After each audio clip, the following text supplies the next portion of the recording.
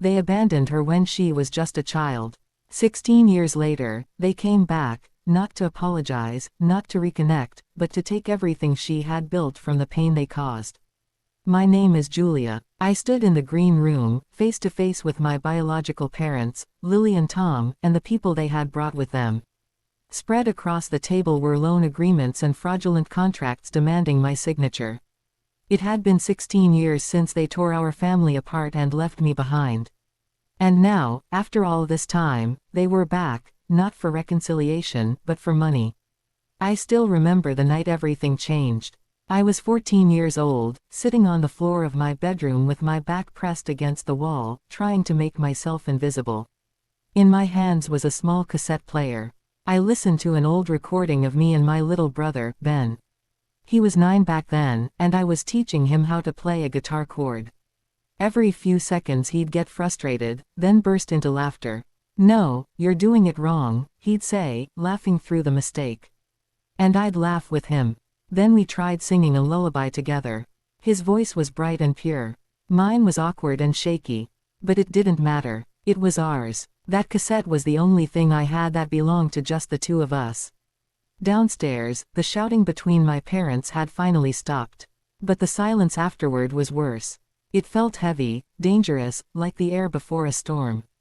Then I heard my mother's voice. "I'll take Amy," Lily said sharply.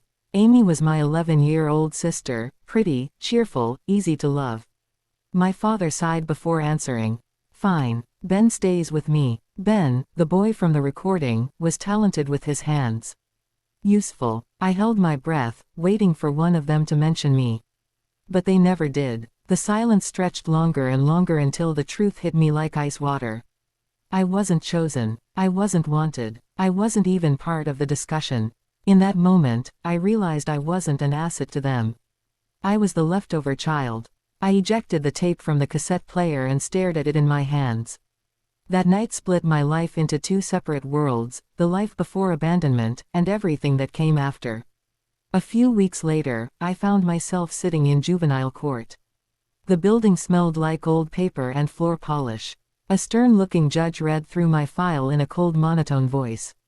"Pending placement, temporary custody is granted to the state."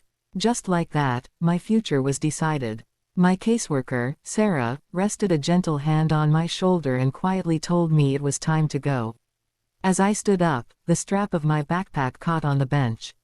There was a sharp snap, and my cassette player crashed onto the floor. The tape inside broke instantly. The magnetic ribbon spilled out in tangled loops, ruined beyond repair. Sarah tried to help me fix it, but it was too late. The last piece of my old life had been destroyed. My first foster home belonged to a woman named Mrs. Jenkins. Her house felt less like a home and more like a museum nobody lived in. The carpets were spotless. The walls were bare white. There were no family photos, no warmth, no noise. The entire house smelled like bleach. "We have rules here," she whispered on my first day. "No music. No loud sounds." I kept the broken cassette tape hidden in my pocket like contraband. I shared a room with 2 other girls who had already learned how to survive by becoming invisible. We moved through the house like ghosts, careful not to make noise. But I didn't belong there. A few months later, Sarah returned and gently told me the placement wasn't a good fit. That was the day everything finally changed. She drove me across the city and stopped in front of a colorful, slightly run-down house with music blasting from an upstairs window. The front door was painted bright orange, and hanging above it was a sign that read, "Harmony Music Collective." The moment the door opened, I heard laughter, instruments, people singing over each other, someone arguing about drum timing in the background.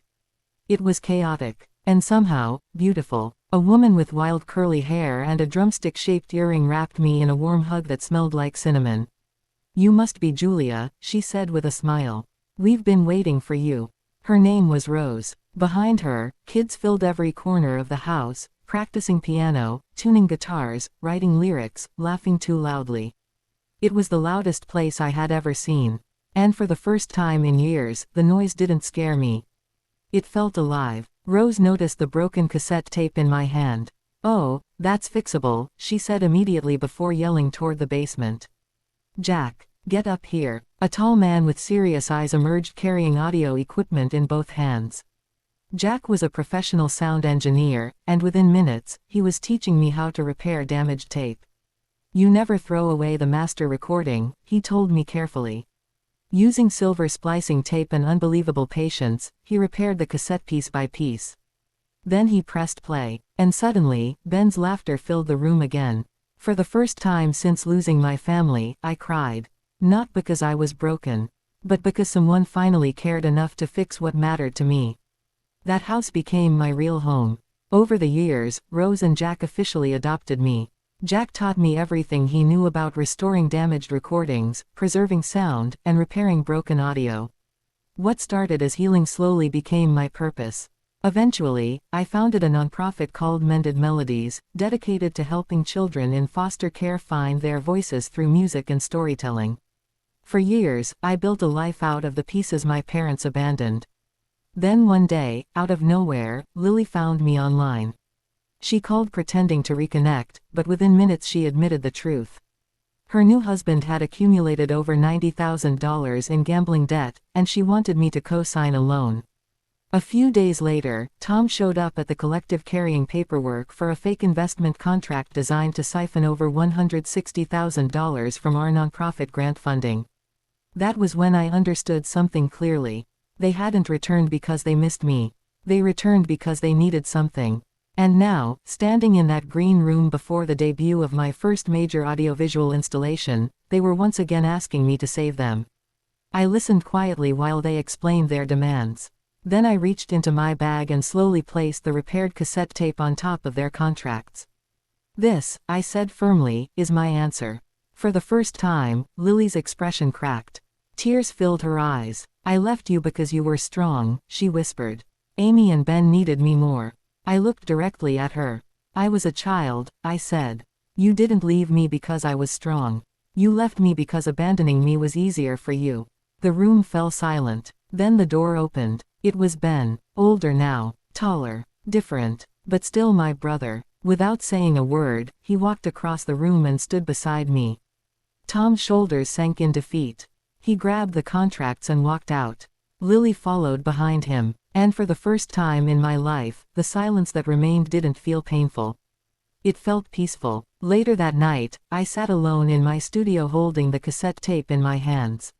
For years, I had treated it like a wound, a reminder of everything I lost. But now I understood what it really was. Proof that even broken things can survive. I placed the cassette into a new archival box and set it carefully on a shelf between restored symphonies and modern soundscapes. And in that moment, I finally let go of the guilt I had carried since childhood. Because some family bonds are built on love, and others are built on obligation, manipulation, and pain. Learning the difference is freedom.